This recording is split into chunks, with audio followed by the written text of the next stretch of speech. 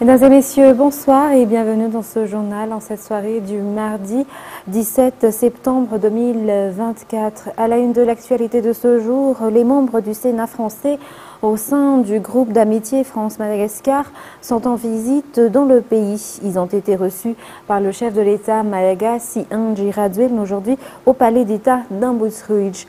Outre les secteurs de l'énergie avec l'état des lieux des projets appuyés par le gouvernement français, la discussion s'est axée sur le transport, que ce soit la liaison entre les deux pays qu'au niveau local en particulier. Les détails avec Jodikel Ranjenirin et Andoukhar Zajaïbek.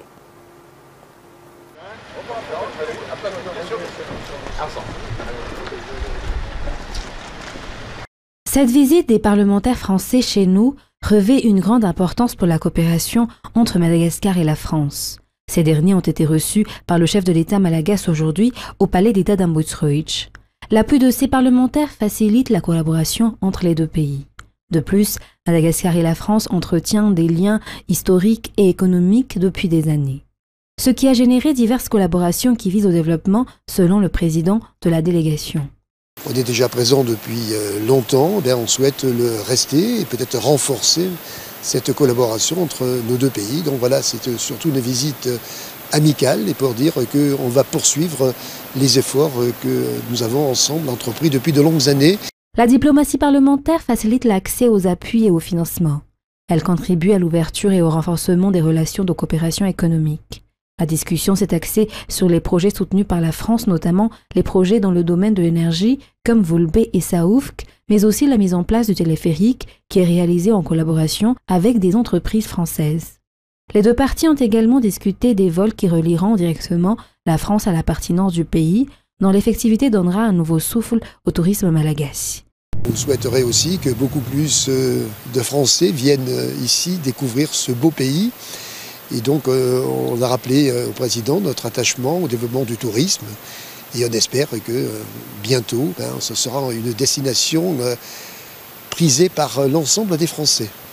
Durant la rencontre à Ambotsruij, le président Andry Rajoelina a décortiqué aux parlementaires français les défis et les objectifs de développement de Madagascar pour ce deuxième mandat.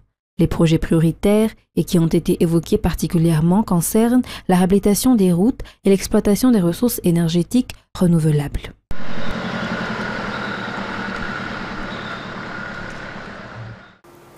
Restons toujours au niveau du palais d'Ambotsruij. L'équipe nationale féminine de rugby à 15, les Maki Ladies, participera au tournoi 15-3 qui se tiendra à Dubaï du 27 septembre au 31 octobre 2024. Aujourd'hui, la première dame, Miali Rajoelina, est à la fois marraine de ces rugby women, les a reçues pour leur donner sa bénédiction. Avant ce tournoi international, ces Maki Ladies sont partis aujourd'hui pour un match amical au Kenya. Reportage signé Merveilleux Ferran et Andoukhar Zajaïbek.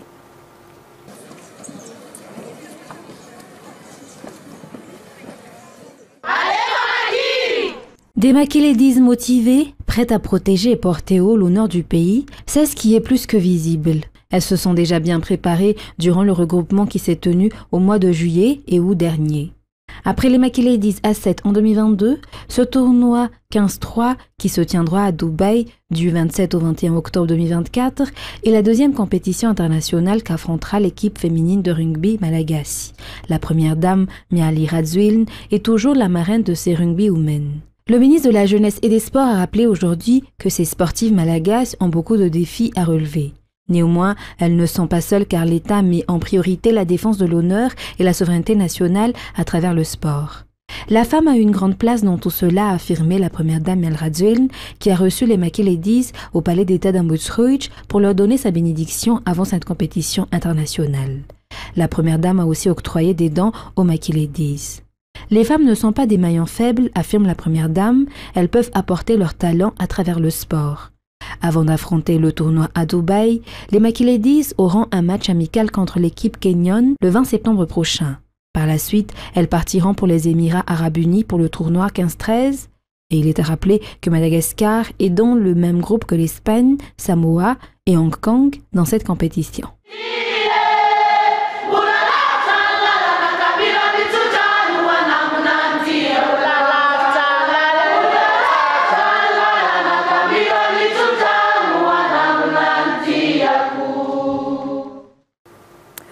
Dans la page politique, le candidat Marc Ravalman a signé une lettre d'engagement de reconnaissance de non-paiement de ses arriérés fiscaux lors de l'élection présidentielle en 2023, raison pour laquelle il a obtenu un certificat émanant de la DGI à cette époque. Le 8 août dernier, la DGI a rappelé à Marc Ravalman son engagement et lui a envoyé 6 titres de perception, confirme la ministre de l'économie et des finances, Rabar Nirinarsan Rinja Asmbel, où aujourd'hui le décret 2024-1796 dans son article 4 stipule que l'intéressé devrait remplir ses obligations fiscales avant d'obtenir un certificat de fiscalité et une lettre mentionnant le règlement de ses arriérés fiscaux. Si l'intéressé règle ses arriérés fiscaux, il obtiendra les documents requis selon toujours la ministre. Page économique, la centrale hydroélectrique de 120 MW de Voulbé est un projet qui sera financé par Africa 50. La production électrique de la Jirama augmentera de 20% au terme de ce projet. Africa 50 travaillera avec plusieurs investisseurs privés pour accélérer les projets et l'accord en ce sens sera signé jeudi lors de l'Assemblée générale annuelle des actionnaires d'Africa 50. Les détails dans ce reportage de Ruth Christelle Rakout-Malal et Yves Janel. Il manque environ 130 à 170 milliards de dollars par an à l'Afrique pour la construction d'infrastructures, selon le directeur général d'Africa 50, Alain Ebobissé, ce jour. Les gouvernements africains ne disposent pas de cette somme. C'est pourquoi la Banque africaine de développement, ou BAD, a créé Africa 50, une banque qui soutient les investissements privés dans la construction des infrastructures en Afrique depuis 2015. En 7 ans, 25 projets dans 28 pays africains ont bénéficié de financement d'Africa 50. Madagascar fait partie des pays membres d'Africa 50 et a déjà bénéficié de financement dans le projet Voulbé. La réalisation de ce projet sera accélérée grâce à cette coopération. Un projet auquel le président Andjrazouel tient énormément et pour lequel il a demandé au directeur général de l'Africa 50 que cela soit activé. Ce grand projet augmentera la production d'électricité de la Jirama de 20% et réduira le coût de l'électricité à Madagascar. À la dernière phase et que maintenant il s'agit d'accélérer la mise en œuvre. Parce que chaque retard dans la mise en œuvre de ce projet se traduit par un coût d'opportunité. Madagascar a besoin d'énergie, qui est Voulbé ou pas. Et donc, s'il n'y a pas Voulbé, Madagascar va probablement utiliser une énergie un peu plus chère, parce qu'elle doit importer des hydrocarbures, parce que l'économie doit vivre. Donc, à nous d'accélérer la mise en œuvre pour réduire le coût de l'énergie que la population attend. Je ne manquerai pas de continuer à soutenir l'ambition du gouvernement d'accélérer. Je demanderai également à mes équipes de continuer à accélérer. Nous avons des partenaires avec qui on travaille, on va mobiliser tout le monde. Et les prêteurs également, nous avons des grandes institutions financières internationales qui sont partie prenante au projet. Donc, outre le financement, Africa 50 recherche également des investisseurs. Cette banque travaille principalement dans les domaines de l'énergie, des transports, du développement de l'informatique, de la santé, de l'éducation et des infrastructures. L'Assemblée générale annuelle des pays membres et actionnaires d'Africa 50 se tiendra jeudi à Madagascar et de nombreux accords de financement seront signés dans la matinée. Par ailleurs, un panel sur la promotion de l'utilisation des énergies renouvelables aura également lieu en milieu de matinée. Focalisé sur un certain nombre de thèmes qui ont été évoqués avec Madame la ministre de l'économie et des finances, sur le financement de la transition énergétique. Madagascar regorge d'un potentiel important d'énergie renouvelable. Nous voulons travailler avec le gouvernement pour aider à contribuer à la mise en œuvre de projets structurants dans ce domaine. Nous allons également évoquer la cuisson propre. On dit en anglais clean cooking, c'est plus facile pour moi, mais je dirais aussi en français la cuisson propre, qui est aujourd'hui une des priorités du gouvernement pour effectivement faire en sorte que on puisse préserver la biodiversité, mais surtout également qu'on puisse offrir aux familles des façons modernes de cuisiner. Et donc ça également, c'est un secteur sur lequel nous pouvons appuyer le gouvernement. L'après-midi sera consacré à la réunion conduite par le président du conseil d'administration d'Africa 50 et non moins le président de la BAD, le docteur Akinyumi Adesina. 31 pays africains viendront à Madagascar à cette occasion qui se tiendra au CCI Ivatu. Toujours dans l'actualité socio-économique, la commune urbaine d'Antananarive ne peut pas assurer à elle seule la modernisation et le développement de la capitale. Elle doit procéder à des collaborations et des partenariats avec les institutions exécutives afin d'accélérer la réalisation des défis. C'est la raison pour laquelle une rencontre a eu lieu entre le secrétaire d'État en charge des nouvelles villes et de l'habitat et la présidente de la délégation spéciale de la ville d'Antananarive aujourd'hui à l'hôtel de ville Analanquil. Une occasion pour les deux parties d'échanger et de faire l'état des lieux des projets de coopération. Reportage sur les images d'Anzara Ranjiansu. Deux projets majeurs du président dans le domaine des transports sont actuellement en cours de réalisation dans la commune urbaine d'Antananarive. Le train urbain et le téléphérique. Pour le téléphérique en particulier, la commune a en charge son exploitation car il s'inscrit dans la vision d'amélioration de la mobilité urbaine qui vise avant tout à éviter les embouteillages. C'est l'un des points discutés aujourd'hui par le secrétaire d'État en charge des nouvelles villes et de l'habitat, Gérard Anjemanuissou, avec la présidente de la délégation spéciale de la commune urbaine d'Antananarive, Arlala Ramanansou, lors de la rencontre entre les deux parties à l'hôtel de ville. Outre les grands projets, le secrétaire d'État et la PDS ont également discuté de l'amélioration de la ville en général. Les divers projets réalisés par le secrétariat d'État en charge des nouvelles villes et de l'habitat dans la capitale d'Antananarive poursuivront selon les informations. Pour sa part, la PDS a souligné que les portes de la commune urbaine d'Antananarive sont ouvertes à toute coopération pour concrétiser les visions dans un court délai. Une réunion entre l'équipe technique du SENVH et du CUA a par la suite été effectuée pour établir les plans de travail. Toujours dans cette page sociale, le curage du canal C3, long de 12 km, a débuté aujourd'hui. La fin de ces travaux attendus pour juin 2025 permettra d'éviter la montée des eaux pendant la saison pluviale. Ainsi, les travaux en cours devraient déjà impacter la saison des pluies prochaines. L'enlèvement des boues du canal C3 est effectué dans le cadre du projet Produit réalisé par le ministère de la Décentralisation et de l'Aménagement du territoire et financé par la Banque mondiale. Les détails dans ce reportage de Anienne à Martina Sylvain sur les images de Bras Denilson.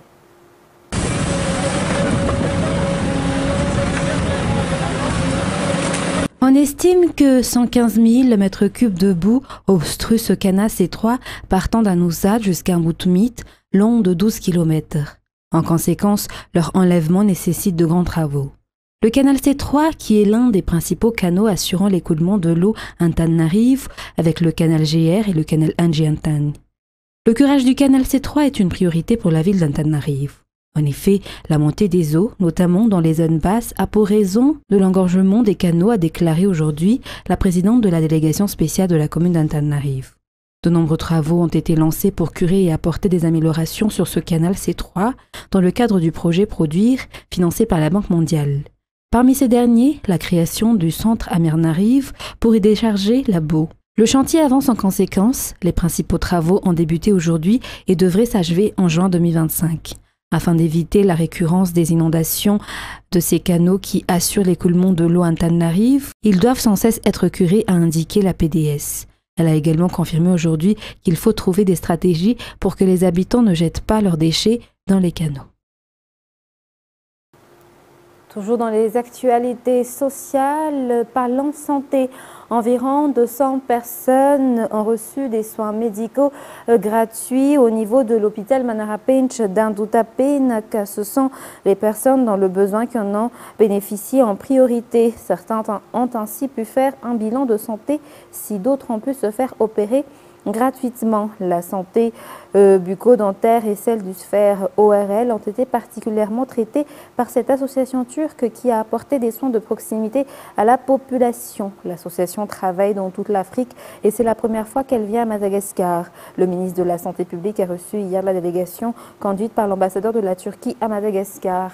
À l'issue de cette rencontre, leur retour à Madagascar a été décidé selon les explications de l'ambassadeur de la Turquie à Madagascar. Écoutons-le. La raison est une raison toute simple, c'est coopérer, venir en aide aux patients malgaches qui en ont besoin. C'est une association, une ONG turque que nous accueillons ici à Tana depuis une dizaine de jours.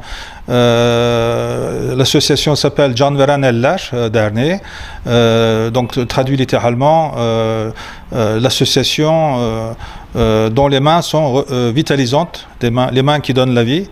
Ils sont venus avec une équipe de 13 personnes composée de médecins chirurgiens, de médecins anesthésistes, des techniciens, des infirmiers, une équipe de 13 personnes très expérimentées qui travaillent en Afrique.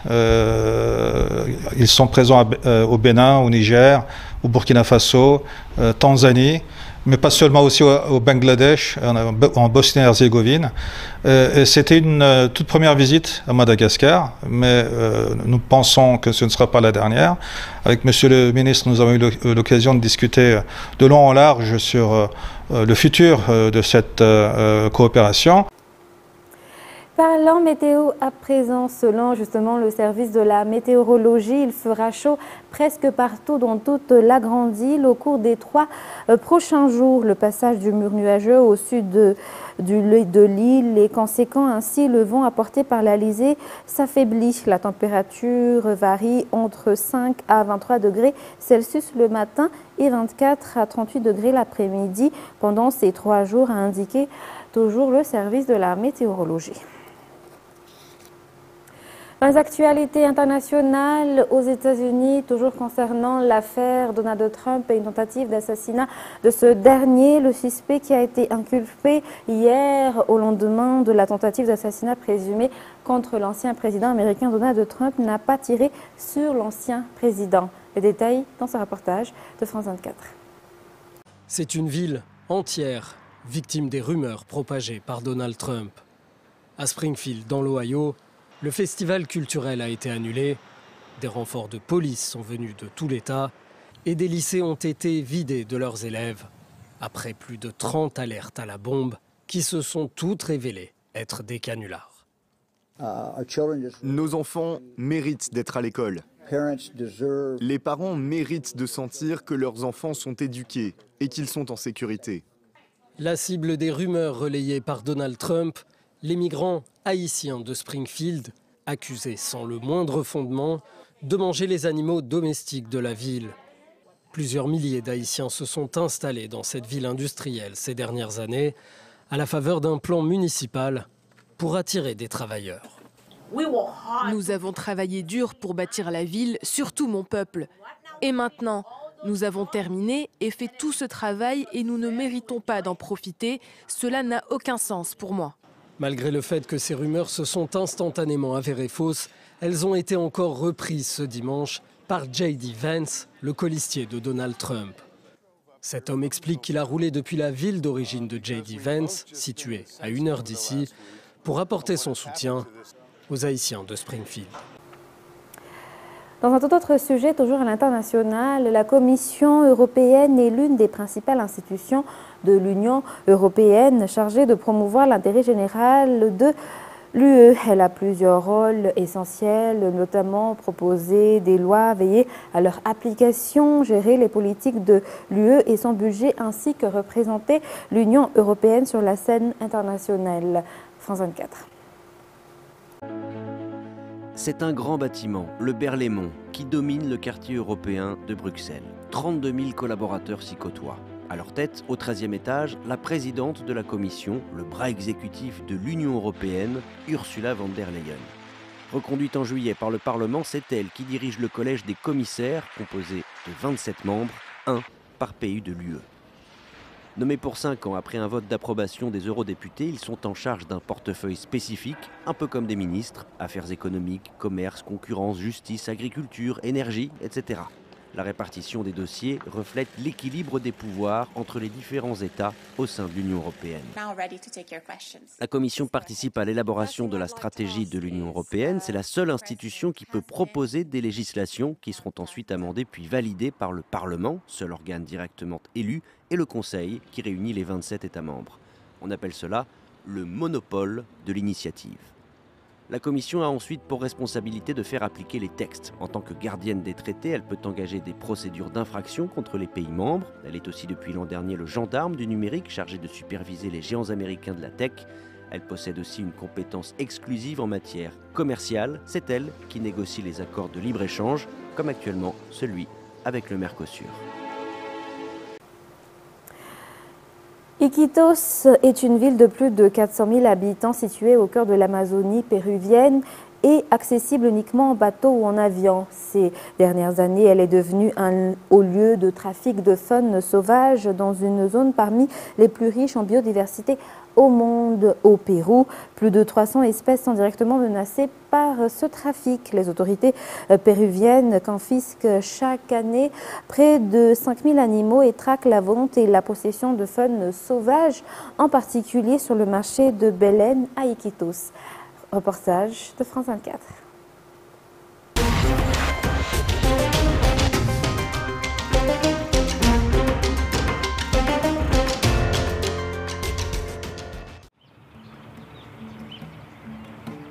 L'Amazone, le plus grand fleuve au monde.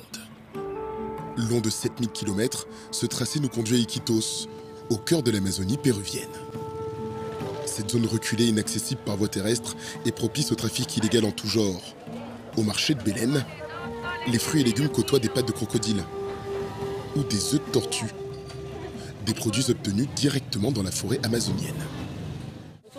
C'est un produit très sain, car les tortues vivent dans l'eau et mangent des plantes. Et ça ne peut pas faire de mal d'en manger. Au contraire, ça maintient bien en forme. J'en vends ici tous les jours, du lundi au dimanche.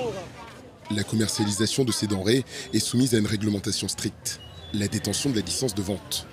Une obligation que la police locale tente de faire appliquer. Madame, c'est interdit. Soit on vous le confisque, soit on vous arrête. Une partie des vendeurs présents sur ce marché ne sont pas en règle.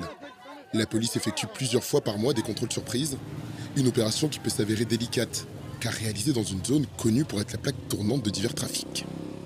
Le quartier de Belén est considéré comme une zone à haut risque. Plusieurs personnes se consacrent à ce trafic d'animaux sauvages. Et c'est pour cela que quand on vient ici, il faut une grosse équipe policière pour assurer notre sécurité. Ces agents de l'État traquent, dans tous les recoins de la ville, la revente illégale de produits transformés, avec une cible, les vendeurs de souvenirs. Une journée de saisie peut atteindre les 3 000 €. Ça vient d'un félin, ça d'un serpent. Et ces deux espèces sont protégées par la loi. Pareil, ceci a été réalisé à partir de plumes d'oiseaux, des haras bleus, qui eux aussi sont protégés. Ces objets saisis représentent près d'un tiers du commerce illégal de faune sauvage à Iquitos. Une activité juteuse pour ces commerçants.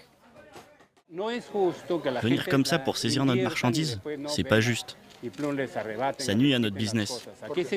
Les touristes viennent justement pour acheter les merveilles naturelles de l'Amazonie.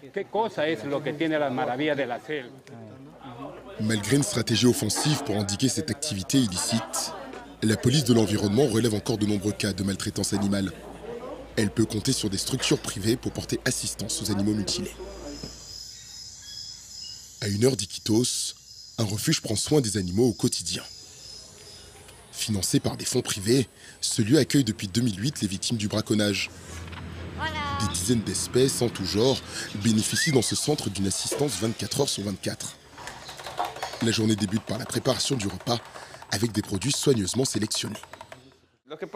C'est un lait un peu particulier. Il est préparé spécialement pour les nouveau-nés. C'est pour ça qu'il n'y a pas de lactose. Mais il est riche en protéines.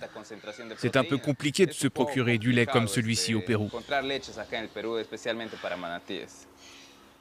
Ce mammifère âgé de 18 mois a été sauvé de la commercialisation. Séparé de sa mère, il reste dépendant du lait infantile. Toutes les 2 heures, on lui donne du lait en poudre. Avec ça, on est sûr qu'il va prendre du poids et être en forme. Juste avec ce lait, il peut prendre jusqu'à 1 kg par semaine. Ces vétérinaires, tous volontaires, examinent plusieurs fois par semaine les animaux convalescents. Ce matin, c'est un examen post-opératoire pour ce Chosna, énième victime de maltraitance domestique. Cet animal... Passe-moi une compresse, s'il te plaît. C'était un animal de compagnie.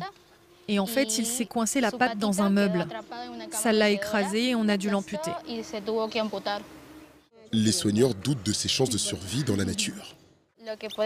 Tout ce qu'on peut faire, c'est améliorer sa qualité de vie, l'aider. Car dans la forêt, il a vraiment besoin de ses pattes pour survivre. Même constat du côté des volatiles. 90% de ces oiseaux arrivent mutilés, un état physique qui limite leurs chances de guérison. C'est une information assez alarmante. Les gens prennent des oiseaux comme animaux de compagnie et leur coupent les ailes pour éviter qu'ils s'échappent.